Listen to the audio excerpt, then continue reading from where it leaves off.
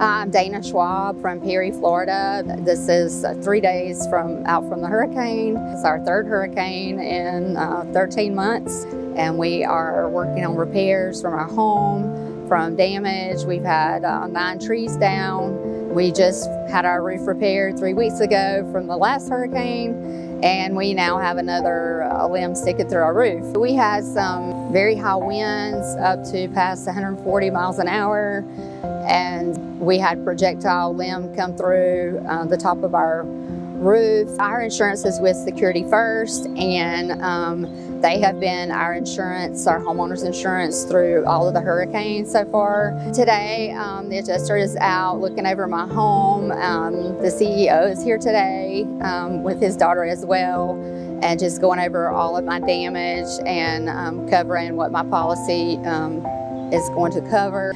And I've had a really good experience. My adjuster was very sweet. She's been great about calling me back and keeping up with me throughout the process, making sure that all my needs have been met and that everything is going great in order to get my claim closed out.